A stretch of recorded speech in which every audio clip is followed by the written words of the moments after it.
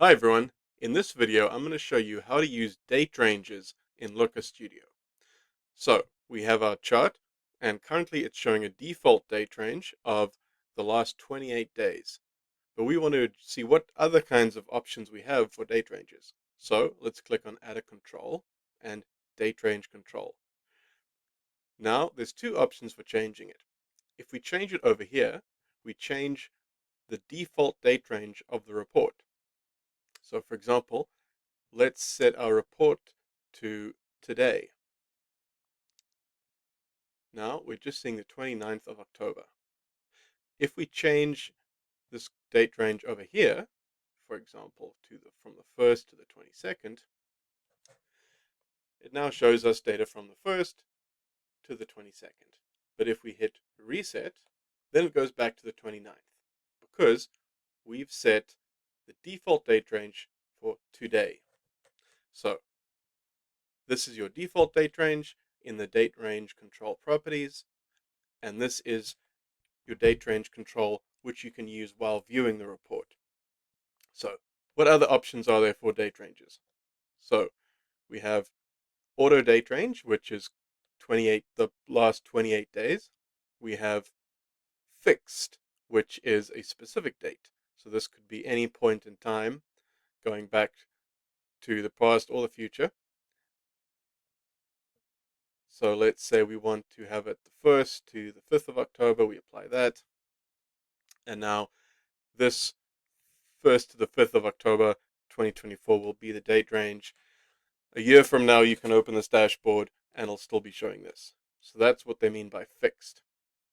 There's also, there's today, there's yesterday, there's this week, start this week, which gives you the option to start on Monday or Sunday, this week to date, this month's to date. So what do we mean by this month and this month to date? So right now it's the 29th of October.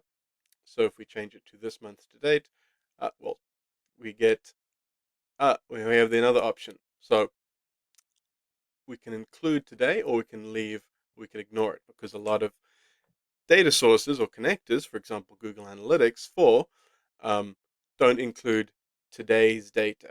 So it seems pointless to include it. So we have the option include today, depending on the kind of data you have. So we have this month to date, and if we wanted to have just this month, well, then it goes all the way to the 31st, even though the 31st has not occurred yet at the time of this video. Then we have the last 7 days, so this is also time period. So this is last 7 days, last 2 weeks, last 28 days, last week, last month, last year. So we change it to last year. There we see it becomes 1st of January to the 31st of December 2023. And finally, on our list, we have advanced. So what is advanced? So this gives you the option of either a fixed date, so you can pick a date in the past. So for example, let's pick 1st of January 2023 to today minus 1 day. So that's yesterday. And there we go. We got 1st of January 2023 till the 28th of October 2024. So also in advance, we can have today minus various. So if you want minus various units of measurement. So for example, if you want to say, I want to see everything in the last 6 months, then we do that. And minus today, oops, sorry. So we want to see today minus 6 months. We click apply. And then we see everything in the last 6 months. And this will obviously update. So when it becomes November, then it'll be from the 1st of May. And when it becomes December, it'll be from the 1st of June. So this gives you a date range that's constantly updating. So similarly, we can have, I want everything in the last 2 years, and that will also update. So 2024, we get, because it's 2 years prior, we get data back to 2022. And when it turns into 2025, then we will get it from 2023. So just to reiterate, we've got auto date range, that's the usual 28 days is your default in Looker Studio. Fixed, which is a constant time period that doesn't change.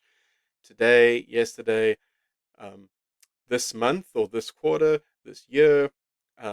minus various days. So last month, the last 28 days, the last 30 days, the last 2 weeks, last 7 days, and advance, which could be minus a few years, months, quarters, days.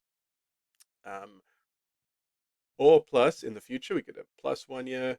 So minus 2 years to plus 1 year gives us to the end of 2025.